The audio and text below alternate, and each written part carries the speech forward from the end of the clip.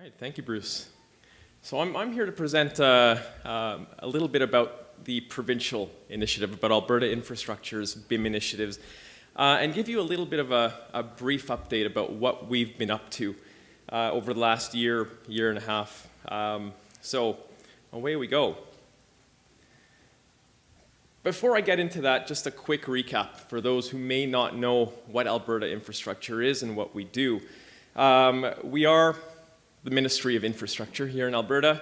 Effectively, we plan, we design, manage, maintain a lot of government buildings and land. So just to give you a little bit of perspective, we are the largest owner-operator in Alberta.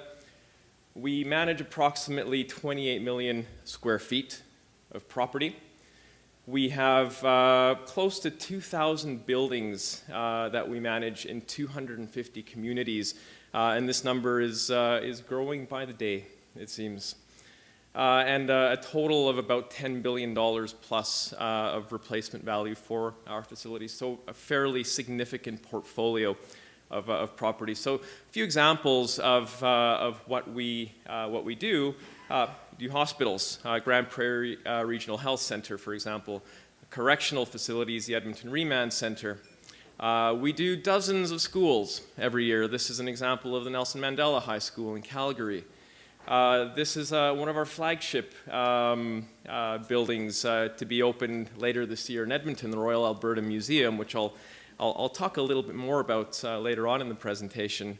And this is the big one that I think most people in Calgary are familiar with, the Calgary Cancer Centre, which is currently under construction. So, not unlike many owners, most owners in the world, we do have challenges when delivering these projects. We have design and construction challenges, which are pretty common. Projects not being delivered on schedule. We have cost overruns, a lot of RFIs and change orders. I mean, this is pretty standard stuff. Operations and maintenance challenges, information not being accurate, being very out of date. The handover process could certainly use some improvements, some optimizations, and that means really that a lot of our maintenance remains reactive. We're putting out fires every day, where maintenance really should be more preventative, more predictive. So, we could choose to do status quo. I mean, we do deliver buildings, we do construct, we do manage buildings, but in order to improve, in order to get better value for taxpayer dollars, we can't keep doing the same thing. So, let's rewind. 1 year ago, in this very room, exactly 1 year ago, we had our Assistant Deputy Minister, Neil McFarlane, give the keynote speech here at CanBIM. And I cannot overstate the significance of this, because as many of you know, Alberta Infrastructure is quite a conservative organization. So to have one of our leaders come and do a keynote address about BIM kind of set it all. It set everything in motion. So we had the executive buy-in, we had the executive leadership at all levels, from the deputy minister down, supporting a BIM initiative. So just to recap a little bit about what Neil spoke about, he spoke about collaboration. I mean, he was very high level in his presentation. He spoke about the need to collaborate digitally, to do better collaboration on our projects. He spoke about the need of getting out of this. This is common, was common. So we don't want this anymore. We don't want these types of handovers anymore. And we want to move more into operations and maintenance and handovers that support this kind of process. So spoke about the building lifecycle, and this is a pretty common diagram that I think most BIM presentations include. But really, I just want to point out that Alberta Infrastructure does get involved in every single one of these stages, but really we wanted to focus on operations and maintenance, simply because it's estimated that about 80% of the life cycle cost of a building is in the operations and maintenance phase. So this is where the biggest bang for the buck is for Alberta Infrastructure.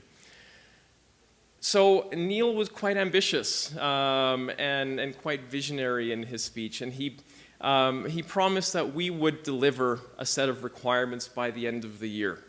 So we needed the contractual framework, we needed an official set of requirements to really get this, this going.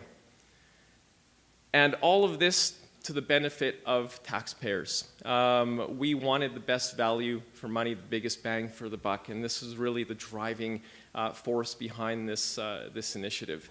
And you know, he also spoke about challenges as well, because this isn't something that was going to be done overnight, and there are some significant challenges in adopting these new processes, and things like, you know, very simply, internally, helping our internal facilities management staff understand the value of digital information and to be able to use it.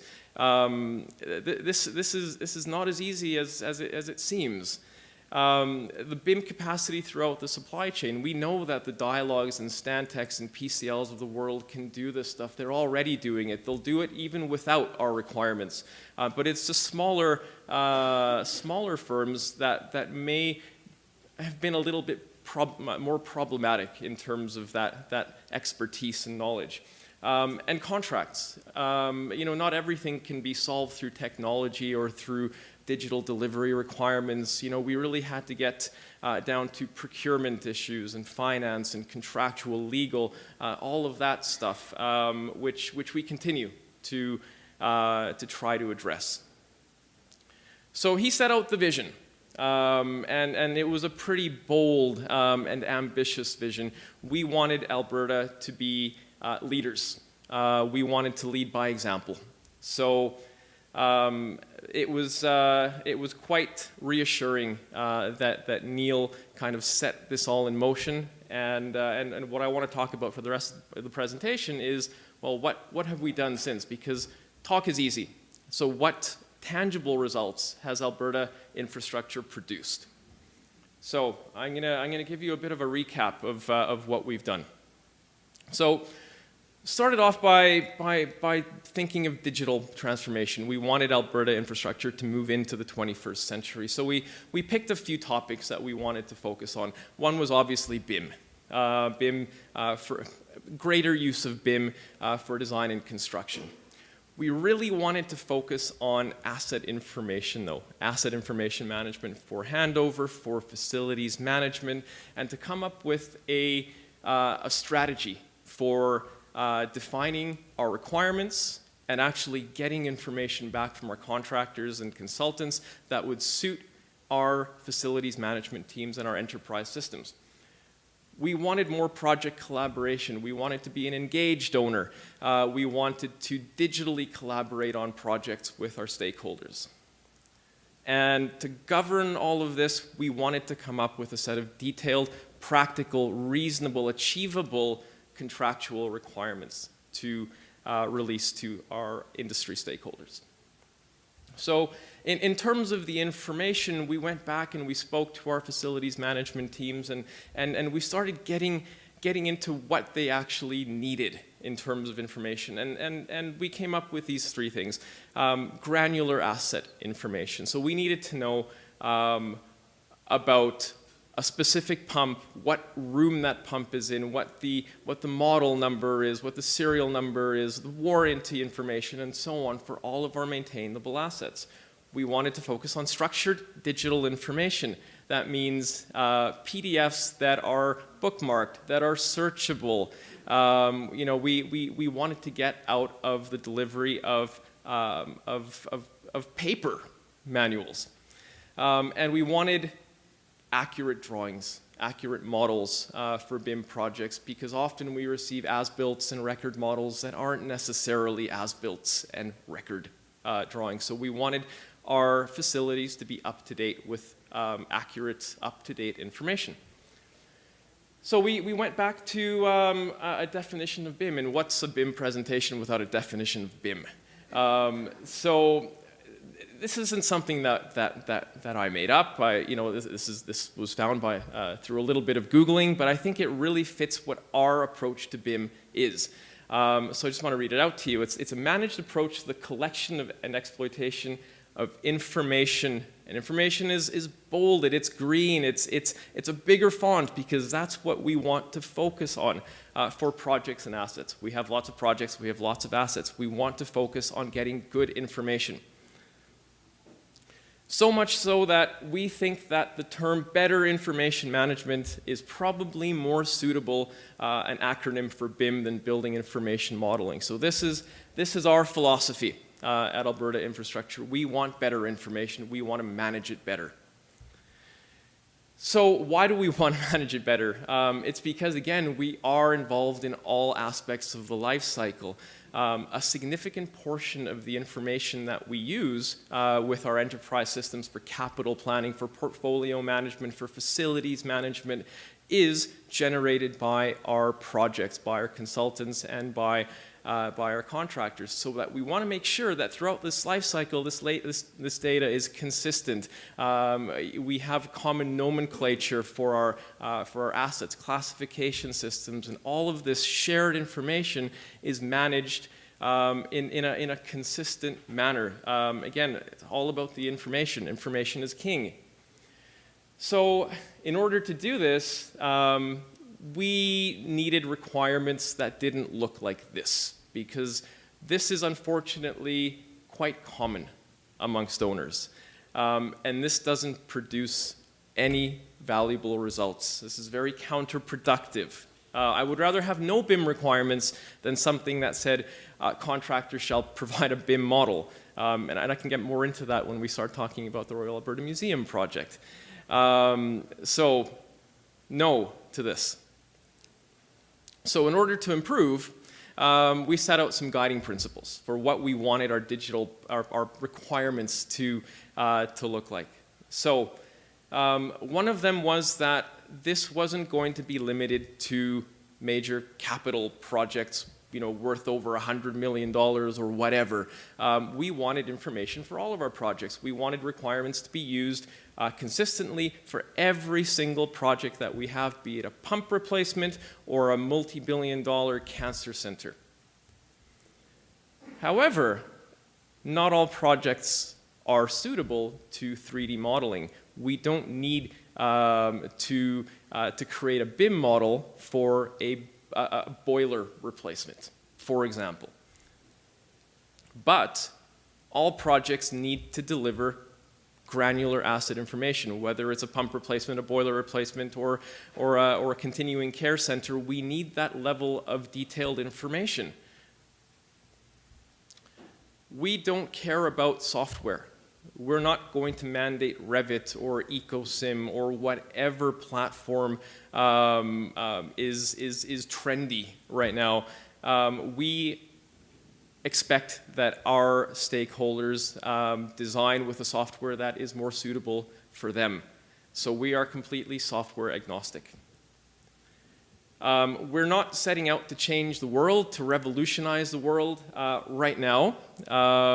Baby steps. So 2D drawings are still the official contract documents. We're not moving towards having a BIM model be recognized as an official contract document. We're not there yet. Maybe other jurisdictions are. Maybe Singapore is. I have no idea. But this is still kind of status quo. And we're fine with that for now.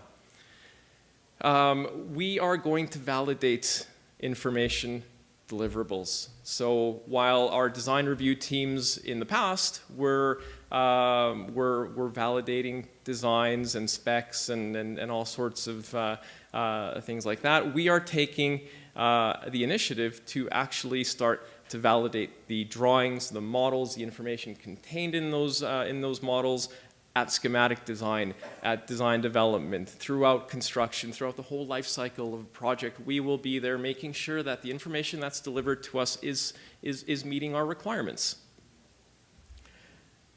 But I think more importantly, we still wanted to provide our contractors and consultants the freedom to innovate. We don't want to be overly prescriptive. We want to be prescriptive on things that are important to us, like information. The rest, our industry partners are the experts. We expect them to innovate. We expect them to come up with some really cool solutions to some of the requirements that we have. So this is what we based our documents on. We didn't do it in isolation, though. We knew that it was important to get buy-in from industry in order to be successful. So what we did early this year was we got together representatives from the Consulting Architects of Alberta, the Alberta Construction Association, the engineers, IFMA, Building Smart, and a whole range of stakeholders, external and internal stakeholders. And we started workshops on our requirements. So we had a very early draft of these requirements. We sent them out to all of these stakeholders. And we had hundreds, literally hundreds and hundreds of comments about our requirements, about our initial requirements, which we addressed one by one at these very long workshops. And at the end, through this collaborative process, industry really stepped up and helped us refine our requirements, make them reasonable, make them achievable. And at the end, I think we arrived at a set of requirements that were supported by all of these organizations. They weren't onerous, but they were created to provide us the information that that would be useful to us at the end of a project. So all in all, I think we couldn't have done this without the industry support that we got throughout during these workshops and this work group. So we came up with what we're terming the digital project delivery requirements, and you'll note that they're not called BIM requirements, and this is quite deliberate that we didn't call them BIM requirements. This is unfortunately, I feel that BIM has a bit of a negative connotation in that a lot of people think that BIM equals 3D model, BIM equals Revit. So we wanted to get out of the habit of calling it BIM. And we think that the term digital project delivery is a bit more suitable to what we actually need. We segregated our requirements into project participants by project delivery method, basically. So we have separate requirements for designers, for contractors, and for design builders, because quite honestly, certain project delivery methods, design, bid, build, don't lend themselves to collaborative processes like BIM as well as design, build, or IPD, or whatever. So there were some distinct challenges for trying to implement this in a design, bid, build environment. Therefore, we had to come up with some specific tailored requirements for that method. And then we further segregated our requirements into BIM and asset information management. So we segregated it into geometry and asset information. Again, not all projects are BIM, but all projects need asset information management. So ultimately, we arrived at 10 documents. I know it seems like a lot. They are relatively short documents. And I just need to point out that for a project, a designer, for instance, wouldn't necessarily need to read all these 10 documents. A designer involved in a BIM project would be required to adopt 4 or 5 of these documents, and contractors a similar amount. So it looks like a lot, but in reality, I think it's quite manageable. So there we have it. We released our digital project delivery requirements on March 31st of this year, which I might add is the end of our fiscal year, so we kind of met Neil's promise there, sort of. These documents are available on our public website, which you see there. So I would encourage everyone to go to this site, download them, read them, digest them, ask questions, criticize them, please. but they are there for public consumption. So we haven't let these documents just sit on a shelf. We are using these digital project deliveries on digital project delivery requirements on a significant number of capital projects right now, ranging from the Cancer Centre to some continuing care centres in Fort McMurray and in Calgary. We have various AHS projects like the Edmonton Lab Hub. We have the Red Deer Justice Centre. So in total, right now, we have 8 significant capital projects valued at over $3 billion using digital project delivery requirements, delivering in full lifecycle BIM, from schematic design through to handover. So far, so good. I've been involved in countless numbers of BIM progress meetings and BIM kickoff meetings and so on, and I'm really happy to say that all of the contractors and consultants that we have on board are meeting our requirements quite well. We've received very little pushback on these requirements, and it's going surprisingly smoothly. We've also addressed collaboration. So we're piloting, and I've just got to do a side note here, because Alberta Infrastructure really isn't traditionally very good at collaboration. We don't really have a unified enterprise collaboration platform for our project managers. So this is actually a big deal. We have piloted Autodesk BIM 360 docs on 3, possibly 4 capital projects, and this has come as a bit of a revelation for our project managers and our internal stakeholders, because they're not used to collaborating in this way. And now that these projects are actually being done in BIM, we have this collaboration platform that actually makes it easy for people to share information, to view models. Our design review teams are actually looking at the model, comparing it to the drawings, and it's really saving a lot of time, and it's just generating more informed decisions, more informed comments internally. So it's been a real hit, and we want to continue to take this forward. Not necessarily with BIM 360 docs, but we want to make sure that collaboration is here to stay at Alberta Infrastructure.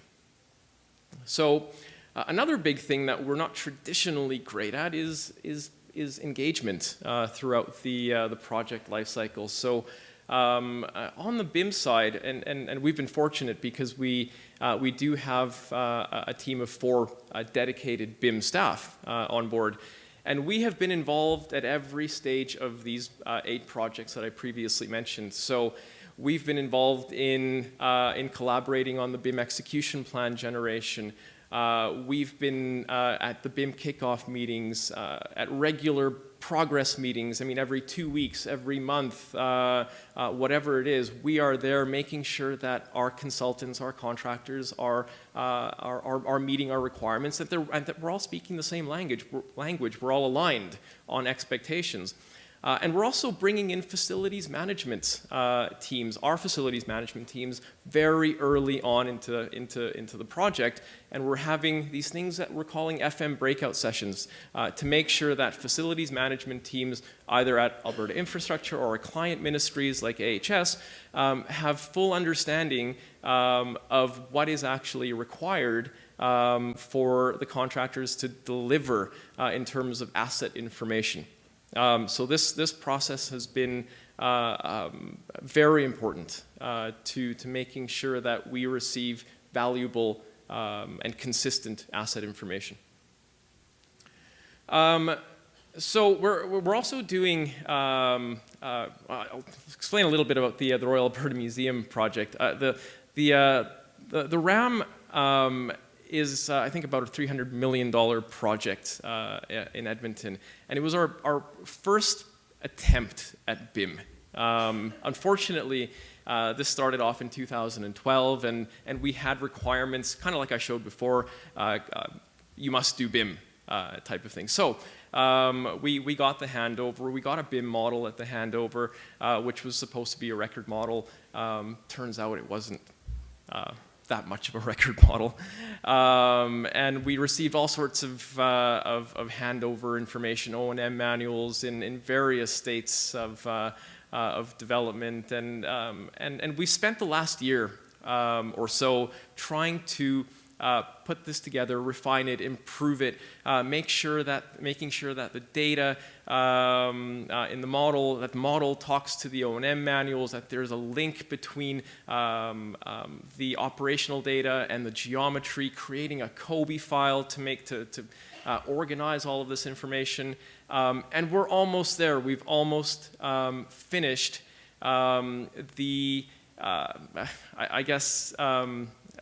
optimizing or creating a full FM record model COBE integration. So we've adopted a platform called EcoDomus. We are going to release this to the hands of our facilities management teams at the Royal Alberta Museum within the next 2 to 3 weeks. So this is actually going to be a fully operational system, a single source of truth for our facilities management teams on site to be able to access O&M manuals, warranty information, specs, I mean everything related to this facility about the maintainable assets in one web-based system. So there is a video here. Not sure, there we go. So I'm going to take you through a 30-second walkthrough of our new EcoDomus system. So you have the model. We imported a COBE file with our maintainable asset information. So here we're clicking on a boiler. We're seeing all of the parameters about that boiler in EcoDomus. We have the O&M manuals directly linked to these maintainable assets.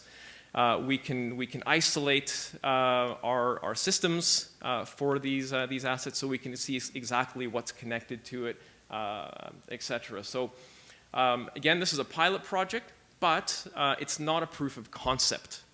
It's going to be something that is used by the Royal Alberta Museum staff very soon. And we're very excited about this direction. There are going to be a lot of lessons learned here. This is really quite groundbreaking for us, and we expect that this is the way that all of the other 8 projects that I mentioned previously are going to be managed once they're handed over. Maybe not in EcoDomus, maybe there will be another platform, but this is the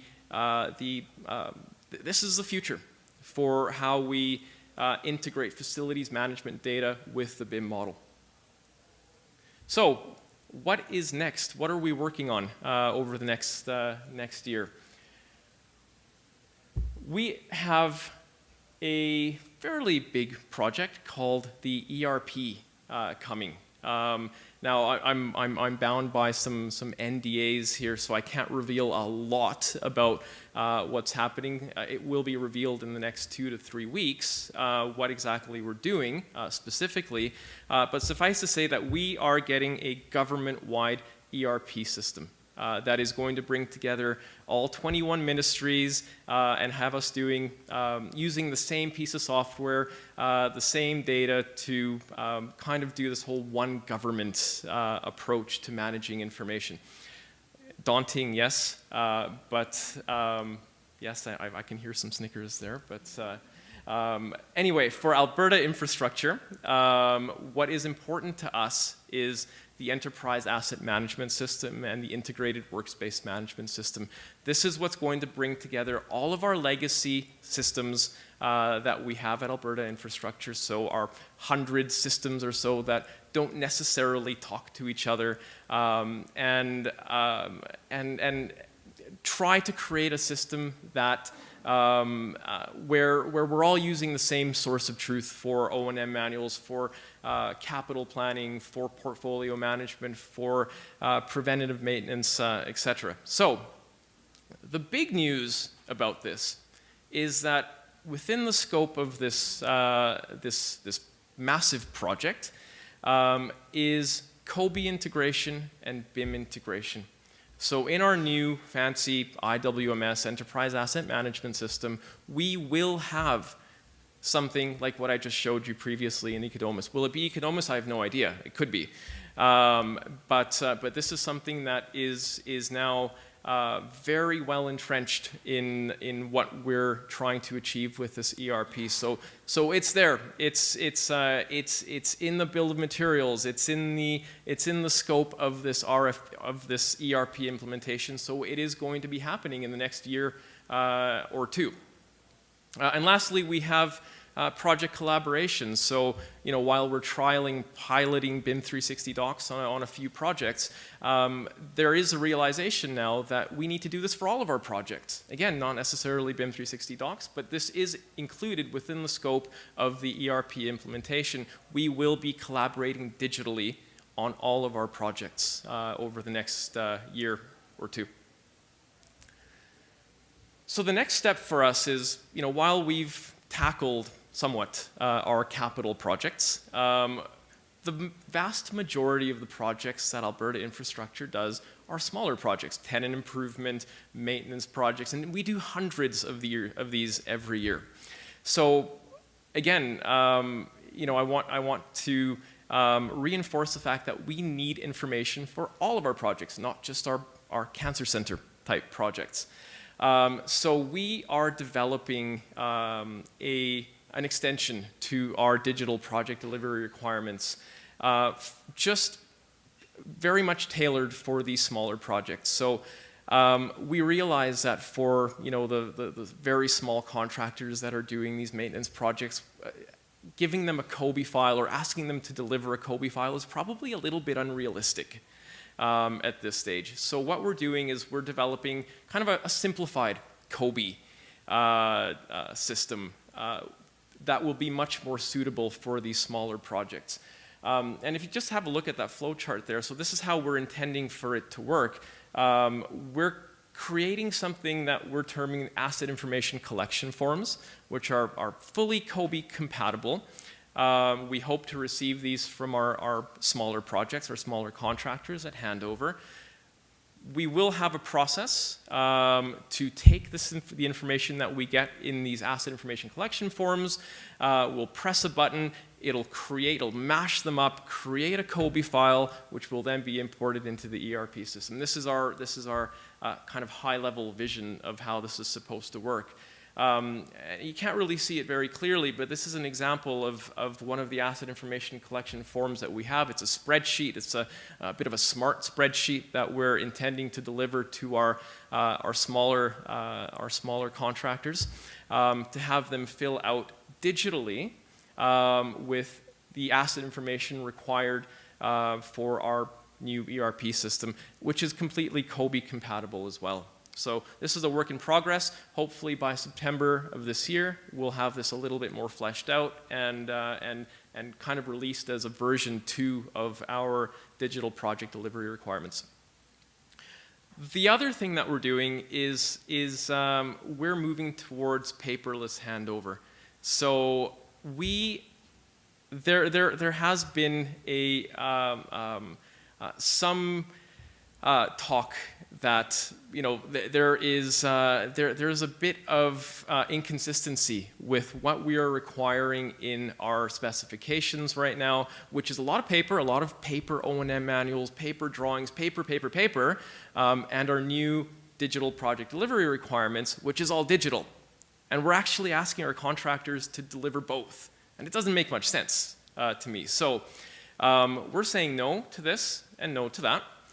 There has been a push by our executive leadership to make this happen as quickly as possible. So we are now in the process of aligning our specifications to take out all references to paper. So we are no longer going to be requiring 6 copies or 3 copies or whatever of every O&M manual and 10 copies of our of as-built drawings or whatever it is that we once asked for. So hopefully by the end of the year, we'll have this fully fleshed out, and paper will cease to be used for handover at Alberta Infrastructure. So this is quite a big deal. So The title of this presentation, I think, was Doing Business with Alberta Infrastructure. So I just wanted to summarize some of the things that we're going to be looking for future projects.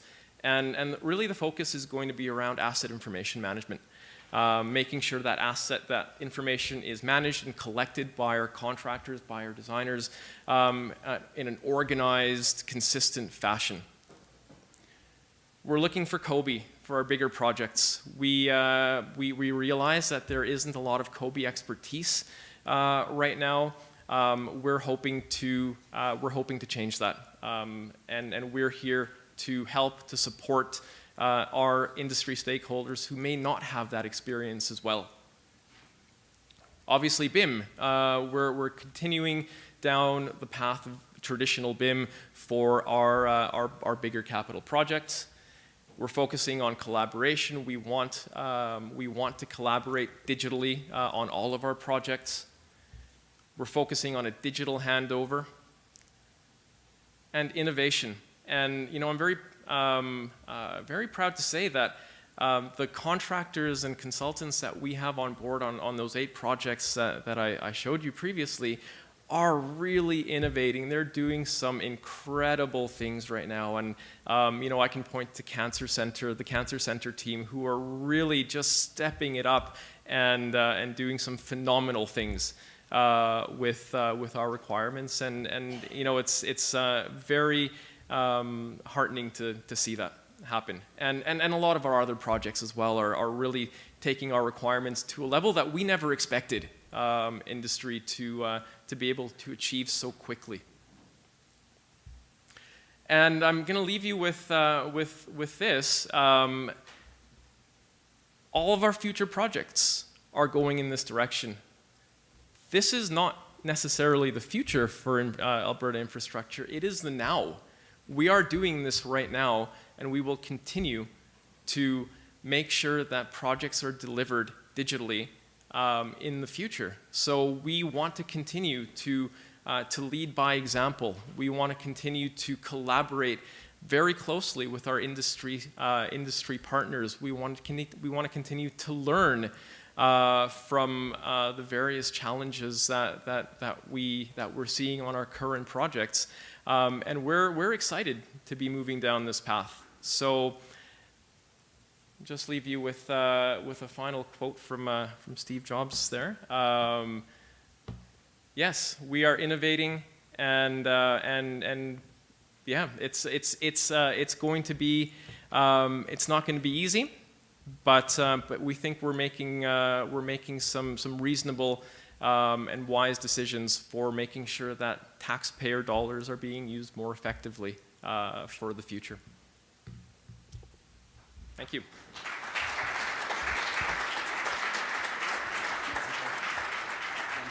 Yeah. Thanks. All right, thanks, Raphael.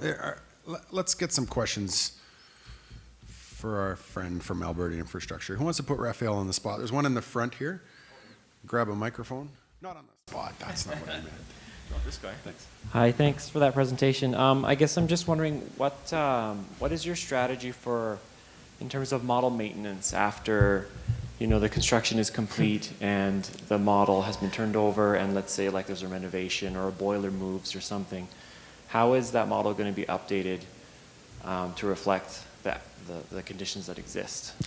That is a wonderful question, and one that I don't have a very clear answer to right now, because not every project right now has BIM requirements. We have a manageable set of BIM projects.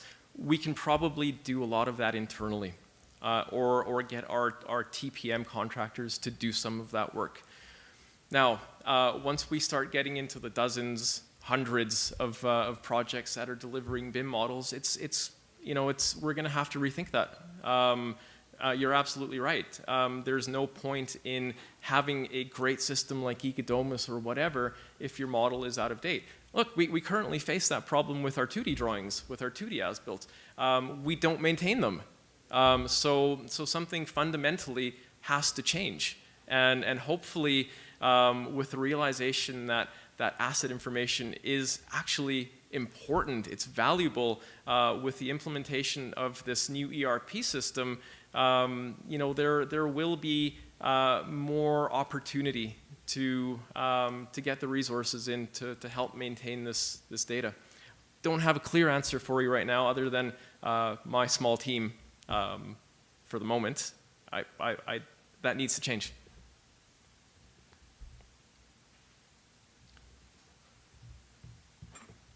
Okay. Anybody else? Thanks, Raphael. Great job. All right, thanks to Raphael.